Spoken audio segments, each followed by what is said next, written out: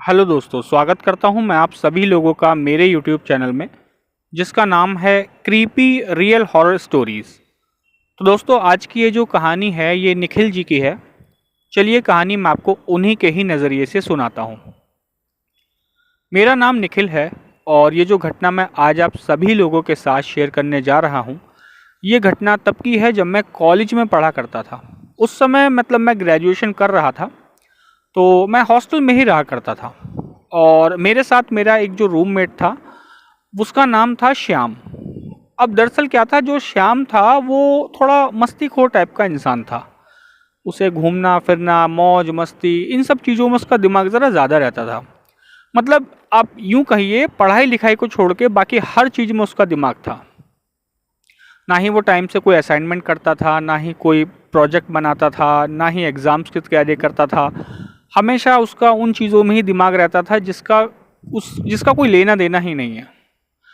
दरअसल मैं आपको ये तो नहीं बता सकता मेरे हॉस्टल का नाम क्या है, और मैं आपको ये ज़रूर बता देता हूँ, मेरा जो हॉस्टल है, हॉस्टल से लगभग 500 मीटर की दूरी पे एक मतलब फैक्ट्री हुआ करती थी। मतलब फैक्ट्री तो वो अभी भी है, लेकिन वो पूरी तरह से बंद है।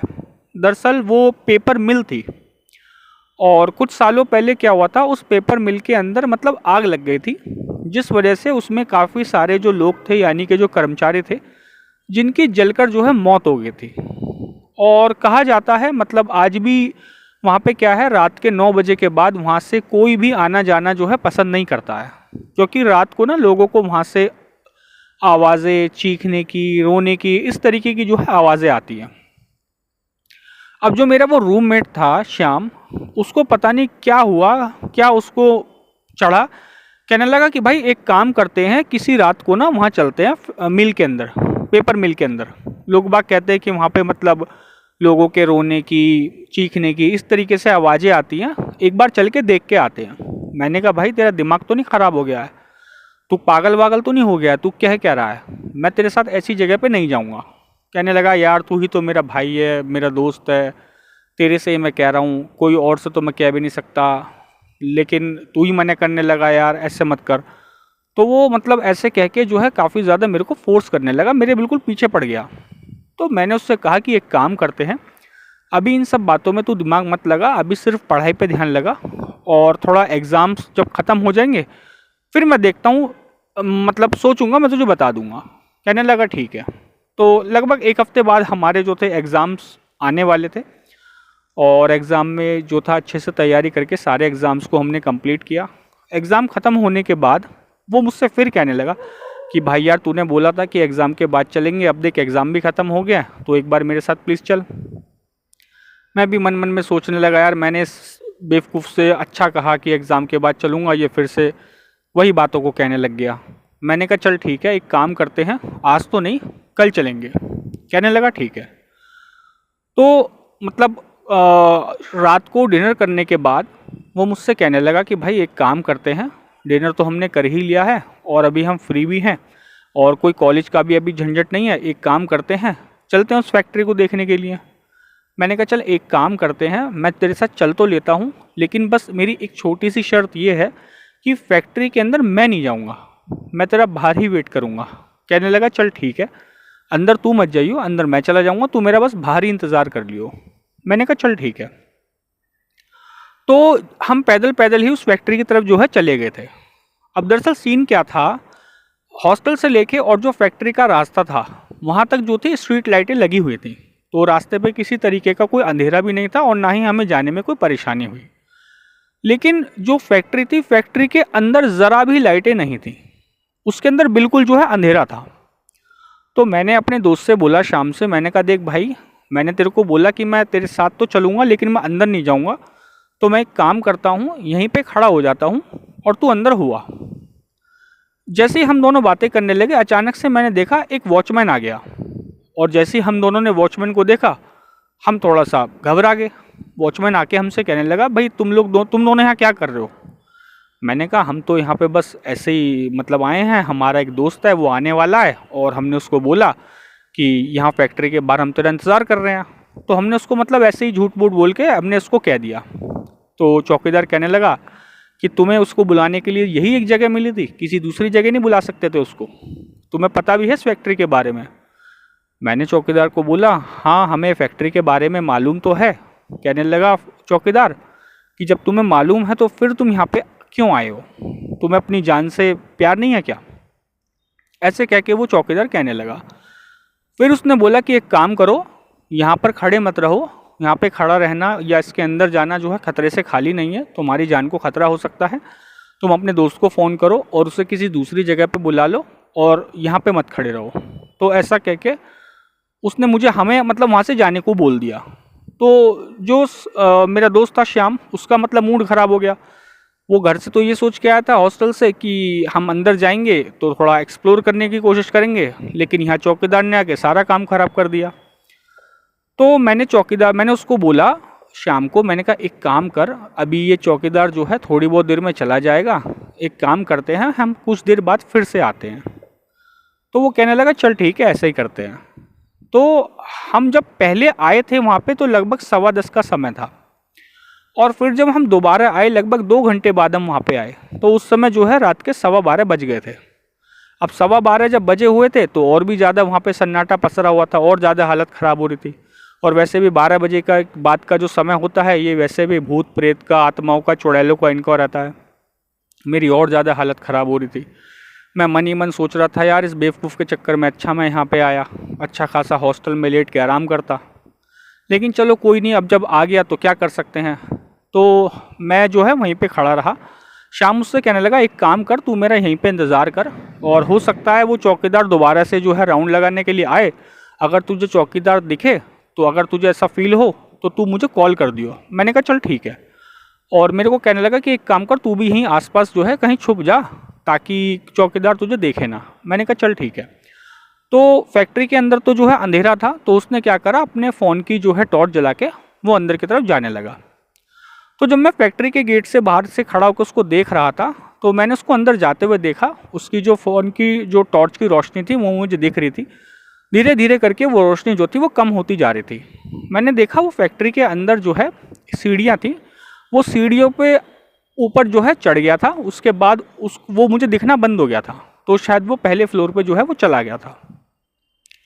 मैं वहीं बाहर खड़ा होकर जो है अपना फ़ोन चलाने लगा। मुझे फ़ोन चलाते चलाते लगभग 15 मिनट हुए होंगे। अचानक से वो चौकीदार फिर से आ गया। जैसे ही वो चौकीदार फिर से आया मैं तुरंत एकदम जो है डर गया। मैंने कहा यार ये पता नहीं कहाँ से टपक गया।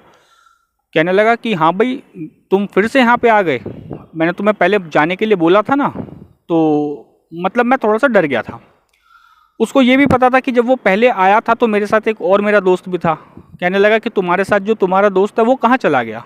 मैं मतलब हड़बड़ाहट में मतलब लड़खड़ाती जवान में मैंने उसको बोला कि वो बस यहीं है, बस यहीं पास में जो है वो बाथरूम करने के लिए गया है, बस आने वाला होगा।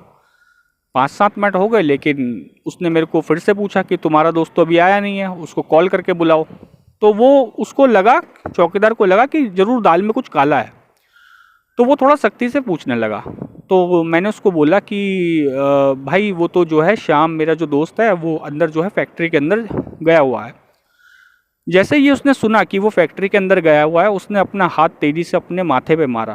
कहने लगा कि यार तुम बड़े अजीब आदमी हो, मैंने तुम्हें बोला था कि यहाँ पे मत खड़े रहो और तुमने अपने दोस्त को अंदर भेज दिया, और जबकि तुम्हें पता है कि ये फैक्ट्री जो है मतलब इसके पीछे की कहानी तुम अच्छे से जानते हो। तो मुझे भी कहीं ना कहीं जो है अपनी बात पे जो है मुझे गुस्सा आने लगा कि मैंने कहा यार मैंने बिना बात के उसको अंदर भेज दिया, और उसे कुछ अगर हो आ गया तो मैं उसके घर वालों को क्या जवाब दूंगा। मुझे भी उस चीज़ पे जो है काफ़ी मतलब बुरा फील हो रहा था। तो मैं उस चौकीदार को कहने लगा कि भाई आप सही कह रहे हो, लेकिन मेरे को उसकी अब थोड़ा टेंशन भी हो रही है। आप एक काम करो, मेरे को उसको ढूंढने में मदद कर दो, वो अंदर की तरफ गया हुआ है, आपके पास टॉर्च भी है, आप मेरे साथ चलो। तो चौकीदार पहले तो जो है मना करने लगा, लेकिन मैं काफ़ी ज़्यादा उससे रिक्वेस्ट करने लगा तो चौकीदार जो है मान गया। कहने लगा चलो ठीक है मैं तुम्हारे साथ अंदर चलता हूँ। तो जब मैं और चौकीदार जो है अंदर की तरफ जाने लगे तो उसने मुझसे पूछा कि तुम्हें पता है कि तुम्हारा दोस्त किस तरफ को गया था। मैंने कहा कि मैंने उसको जो है सीढ़ी पर चढ़ते हुए देखा था, लेकिन उसके बाद फिर वो मुझे दिखा नहीं, और जो उसने फ़ोन की टॉर्च जलाई हुई थी वो भी मुझे उसकी रोशनी नहीं दिखाई दी।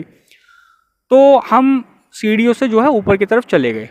तो हमने देखा वहाँ पे जो है कुछ लोहे की जो है मशीनें लगी हुई थी, बड़ी बड़ी मशीनें लगी हुई थी, और उन मशीनों पे के ऊपर जो है काफ़ी सारी धूल जो है लगी हुई थी, मकड़ी ने जाले बनाए हुए थे, कहीं कहीं पे पेपर पड़ा हुआ था, नीचे पेपर पड़े हुए थे। तो बड़ी बुरी जो है हालत थी और बड़ी अजीब सी स्मेल आ रही थी, जैसे मान लो जैसे कि कोई जानवर या कोई मांस जो है पड़ा हुआ सड़ रहा हो, इस टाइप की जो है वहाँ पे स्मेल आ रही थी।